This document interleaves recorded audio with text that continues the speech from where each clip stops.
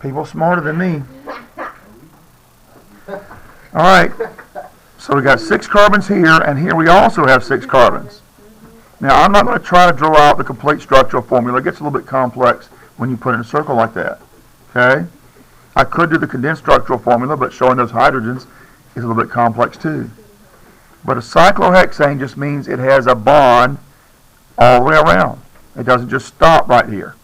Okay? Now, there are some really important structures that are based on these cyclic sort of things, okay? But we're going to save that to finish up with that tomorrow. Okay? Here's what I want you to do for tonight.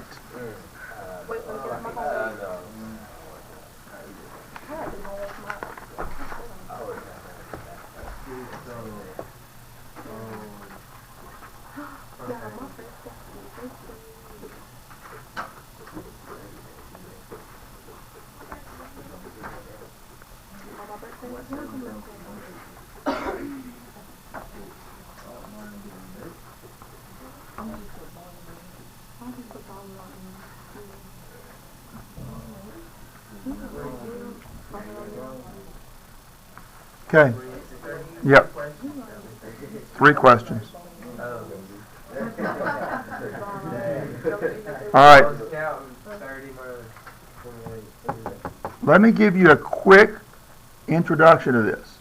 Okay? In order to do this, you have to be able to draw 3-dimensional structures as we did in Unit 3. 3-dimensional structures. Okay? All right. Remember when we did, say, methane? Look like this. Oh, yeah. All right. What did water look like?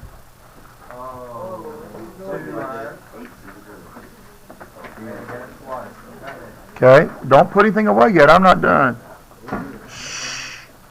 All right.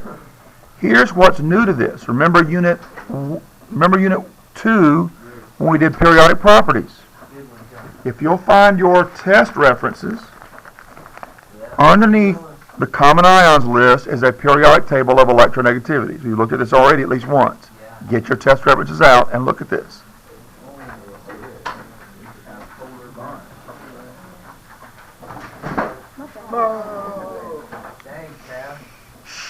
All right, listen. The electronegativity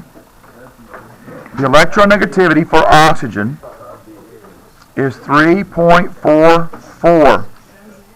You need to be quiet and listen.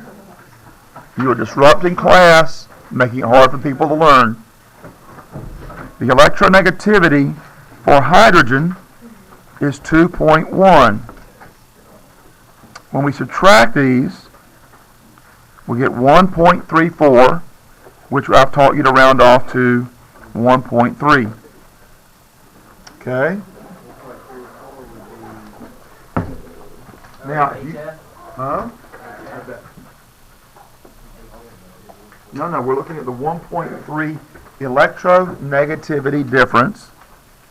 Electronegativity difference for a bond between hydrogen and oxygen. Okay? All right. So this part's subtraction. All right.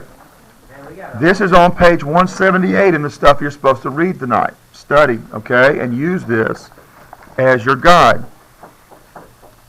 1.3 electronegativity difference is in the range we call polar covalent. Okay, that's polar covalent.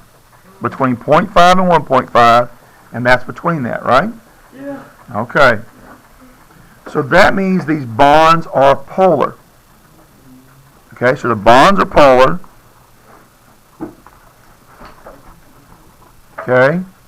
These bonds over here in methane are evenly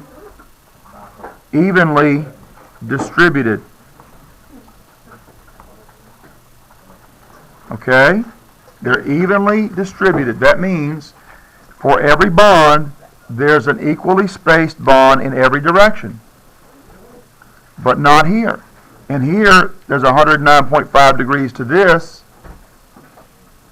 but a much, much larger angle over here. So these bonds are polar, and the bonds, I said not to put things up. You are disrupting my class. Please be quiet and be still and listen. You're not going to leave till I'll let you go anyway. All right, so the bonds are unevenly distributed. Okay? These are evenly distributed. These are unevenly distributed. Both of these together, you have to have both of these to make a polar molecule.